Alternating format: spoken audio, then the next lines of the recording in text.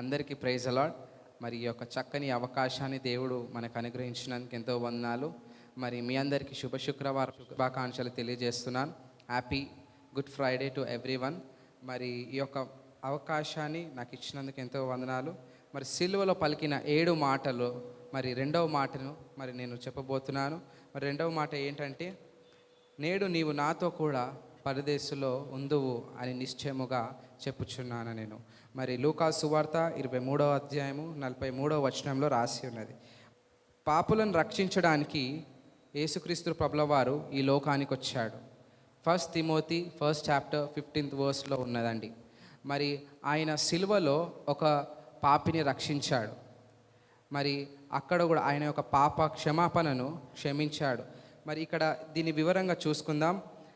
యేసుక్రీస్తు ప్రభుల వారు ఎన్నో హింసలు పెట్టి కపాలో పడిన స్థలంలోనికి తీసుకొని వచ్చారు.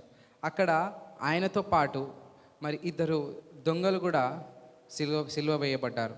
మరి ఆ సిలువలో మరి యేసుక్రీస్తు ప్రభుల వారితో ఈ 2 దొంగలు మాట్లాడుతున్నారు. చూసుకుందామా ఒకసారి. లూకా సువార్త 23వ అధ్యాయము 39 నుంచి 43 వరకు ఒకసారి చదువుకుందాం. వ్రేలాడదీయబడిన ఆ నేరస్తులలో ఒకడు ఆయనను దూషించుచు, నీవు క్రీస్తువే గదా, నిన్ను నీవు రక్షించుకొనుము, మమ్మును కూడా రక్షించుమని చెప్పెను. అయితే రెండవ వాడు దానిని గద్దించి, నీవు అదే శిక్ష విధిలో ఉన్నావు గదా, దేవునికి భయపడవా? మనకెంత అయినా న్యాయమే, మనము చేసిన వాటికి తగిన ఫలము పొందుచున్నాము గాని ఈయన ఏ తప్పిదము చేయలేదని చెప్పి ఆయనను చూచి, యేసు, నీవు నీ రాజ్యములోకి వచ్చినప్పుడు నన్ను జ్ఞాపకం చేసుకోమనెను. అందుకు ఆయన వానితో, నేడు నీవు నాతో కూడా పరదేశంలో ఉందువని నిశ్చయముగా నీతో చెప్పుచున్నానెను. హల్లెలూయా. మరి ఇక్కడ యేసుక్రీస్తు ప్రభుల వారు గొలగొతా కొండ పైన సిలువలో వేయబడ్డాడు. మరి ఆయనతో పాటు కూడా 2 దొంగలు సిలువ వేయబడ్డారు. అక్కడ యేసుక్రీస్తు ప్రభుల వారితో మరి ఈ దొంగలు ఏం మాట్లాడుతున్నారంటే, మొట్టమొదటిగా మరి ఫస్ట్ దొంగ ఏం మాట్లాడుతున్నారంటే చూసుకుందాం. లూకా సువార్త 23:39 ఒకసారి చదువుకుందాం. వ్రేలాడ వేయబడిన ఆ నేరస్తులలో ఒకడు ఆయనను దూషించుచు, నీవు క్రీస్తువే కదా, నిన్ను నీవు రక్షించుకొనుము, మమ్మును కూడా రక్షించుమని చెప్పెను. హల్లెలూయా. మరి ఇక్కడ మొదటి దొంగ ఎగతాళి చేస్తూ యేసుక్రీస్తు ప్రభుల వారితో మాట్లాడుతున్నాడు, ఆయనను దూషిస్తూ. మరి నీవు యేసుక్రీస్తు కదా, మరి నిన్ను నీవు రక్షించుకొని మమ్మల్ని కూడా రక్షించు అని ఎగతాళి చేస్తూ మరి ఈ యొక్క మొదటి దొంగ యేసుక్రీస్తు ప్రభుల వారితో మాట్లాడుతున్నాడు. మరి రెండవ దొంగ ఏమంటున్నాడు ఒకసారి చూసుకుందాం. 40వ వచనం.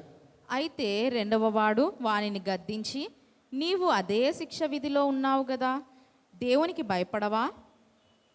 ఇక్కడ రెండవ దొంగ ఏమంటున్నాడంటే, మరి మొదటి దొంగని మరి గద్దించి నీవు కూడా ఇదే శిక్ష విధిలో ఉన్నావు కదా, మరి నీవు దేవుడికి భయపడవా అని మొదటి దొంగతో ప్రశ్నిస్తున్నాడు.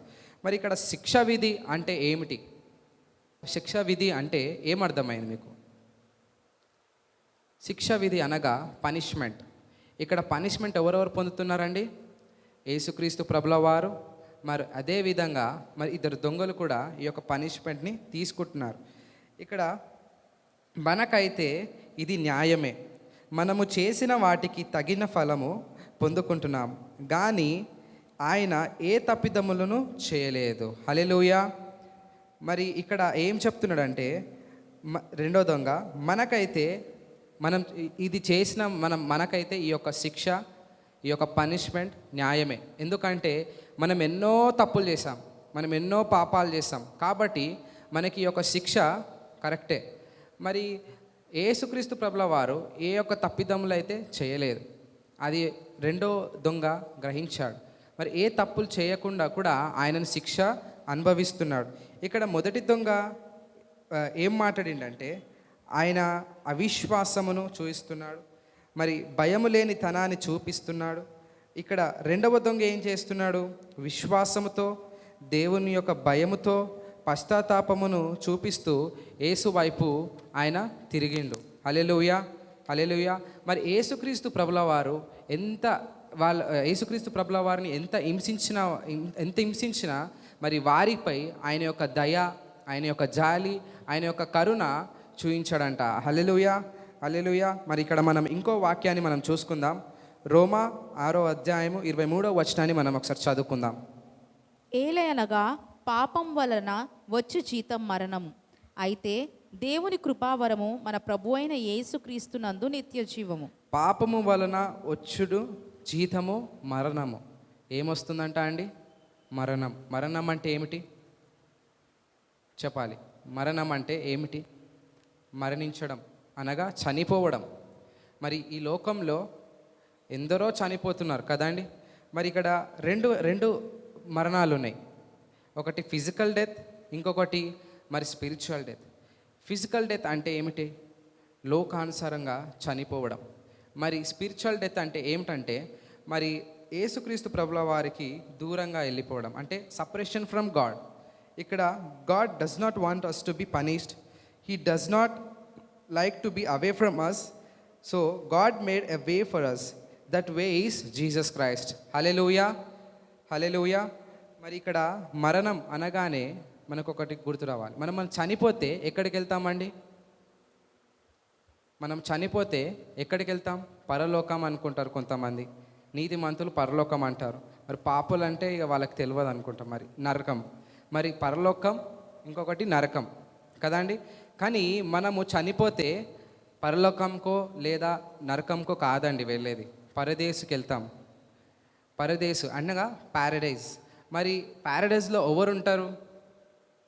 ప్యారడైజ్లో చనిపోగానే మనం వెళ్ళేది ప్యారడైజ్కి. అక్కడ ఎవరు ఉంటారు? నీతిమంతుల ఆత్మలు విశ్రాంతి పొందుతాయంట. నీతిమంతుల యొక్క ఆత్మలు విశ్రాంతి పొందుతాయి. హల్లెలూయా, హల్లెలూయా.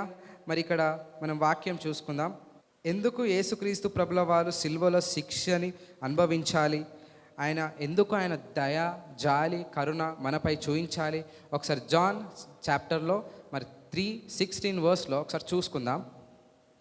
దేవుడు లోకమును ఎంతో ప్రేమించెను, కాగా ఆయన తన అద్వితీయ కుమారునిగా పుట్టిన వారి యందు విశ్వాసముంచుచు ప్రతివాడును నశింపక నిత్య జీవం పొందునట్లు ఆయనను అనుగ్రహించెను. హల్లెలూయా. మరి ఇక్కడ దేవుడు ఎంతో ప్రేమించాడు. దేవుడు ఎవరిని ప్రేమిస్తున్నాడండి? మనల్ని. మనం ఎంత తప్పులు చేసినా, ఎన్ని పాపాలు చేసినా యేసుక్రీస్తు ప్రభుల వారు మనని ఎంతో ప్రేమిస్తాడు. మరి ఇక్కడ చూసుకున్నట్లయితే మరి ఆయన మనకు నిత్య జీవాన్ని అనుగ్రహిస్తున్నాడు. మనం ఏం చేసినా, మనం ఎలా ఉన్నా ఆయన ప్రేమతో, ఆయన దయతో, ఆయన జాలితో మనను అనుగ్రహిస్తున్నాడు. ఎవరు అయితే దేవుని కుమారుడిని నమ్మితే వారికి నిత్య జీవమును యేసుక్రీస్తు ప్రభుల వారు అనుగ్రహిస్తున్నాడంట. హల్లెలూయా చెప్దామా? హల్లెలూయా.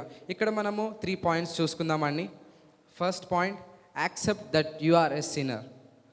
నేను పాపిని అని మీరు నమ్మాలి. మరి రెండవది, believe that Jesus is the true God who came to die for your sins. మరి ఇక్కడ ఏమంటున్నాడంటే యేసుక్రీస్తు ప్రభుల వారు మన పాపాల కోసం ఆయన సిలువలో వేలాడబడ్డాడు. మరి ఆయన మరణించి 3వ రోజున తిరిగి లేచాడు. కాబట్టి మీరు ఆయనను నమ్మాలి. Believe in Jesus Christ. మరి మూడవది, కన్ఫెస్ యువర్ సిన్స్. మరి మూడవది ఏం చేయాలండి? మరి మన పాపాలని మనము దేవుని దగ్గరికి వెళ్ళి ఒప్పుకోవాలి. Hallelujah, hallelujah. Choose him, turn away from all your sins, turn to Jesus, confess your sin and he will forgive you. Hallelujah, hallelujah. మరి ఇక్కడ మనం లూకాసు సువార్త 23వ అధ్యాయము 42-43 అధ్యాయంను ఒకసారి చదువుకుందాం. ఆయనను చూచి యేసు, నీవు రాజ్యంలోకి వచ్చినప్పుడు నన్ను జ్ఞాపకం చేసుకోమనెను. అందుకు ఆయన వారితో, నేడు నీవు నాతో కూడా పరదేశులో ఉందువని నిశ్చయముగా నీతో చెప్పుచున్నానెను. హల్లెలూయా. మరి ఇక్కడ రెండవ దొంగ ఏమంటున్నాడంటే మరి ఆయన యొక్క పాపాలను ఒప్పుకుంటా, ప్రభా మరి నీ రాజ్యంలోకి నీవు వచ్చినప్పుడు నన్ను కూడా జ్ఞాపకం చేసుకో అని రెండవ దొంగ అంటున్నాడు. కానీ ఇక్కడ మొదటి దొంగ మాత్రము ఆయన దూషిస్తూ మాట్లాడినాడు. కానీ రెండవ దొంగ ఆయన యొక్క పాపాలను ఆయన ఒప్పుకొని ఆయన, ప్రభా మరి నీ రాజ్యంకు వచ్చినప్పుడు నన్ను జ్ఞాపకం చేసుకో అని అన్నాడు. మరి 43వ అధ్యాయంలో మళ్ళీ యేసుక్రీస్తు ప్రభుల వారు ఏమన్నాడండి? మరి నేడే, మరి ఈరోజు అనగా టుడే నిశ్చయముగా అనగా అష్యూరెన్స్. మరి ఈరోజు ఆయన ఏమన్నాడంటే మరి నీవు నాతో కూడా పరదేశులో ఉందువు అని మరి యేసుక్రీస్తు ప్రభుల వారు మరి ఆ యొక్క దొంగతో అంటున్నాడు. మన పాపాలను ఒప్పుకున్నట్లయితే యేసుక్రీస్తు ప్రభుల వారిని నమ్మితే వెంటనే దేవుడు మనల్ని క్షమిస్తాడు. ఏం చేస్తాడండి? క్షమిస్తాడు. మరి మనకు రక్షణనిస్తాడు, నిత్య జీవాన్ని మనకు అనుగ్రహిస్తాడు. Hallelujah, hallelujah. మరి when we believe in Jesus Christ, forgiveness is instant. Forgiveness is instant అనగా మనం ఈ రోజులలో ఎన్నో డెలివరీస్ చూస్తున్నాం కదండి. లైక్ ఒక 5-10 మినిట్స్లో మనం డెలివరీ చేస్తున్నాం. అది అట్లా ఎన్నో డెలివరీస్ మనం చూస్తున్నాం, టైం లిమిట్. కానీ యేసుక్రీస్తు ప్రభుల వారు నువ్వు ఒప్పుకున్న వెంటనే, నీ యొక్క పాపాలను నువ్వు ఒప్పుకున్న వెంటనే ఆయన ఆ క్షణంలోనే నిన్ను ఫర్గివ్ చేస్తున్నాడు. హల్లెలూయా. ఆయన నీకు రక్షణను దయచేస్తున్నాడు. So here God is giving us the assurance of salvation. Today is the day, believe in him and be saved. Hallelujah. మరి ఈరోజు నీ యొక్క పాపాలను నువ్వు ఒప్పుకో, మరి ఆయన నమ్ము, ఆయన నీ యొక్క పాపాలను రక్షిస్తాడు. మరి నీ యొక్క పాపాలను పరిశుద్ధపరుస్తాడు, నిన్ను కాపాడుతాడు.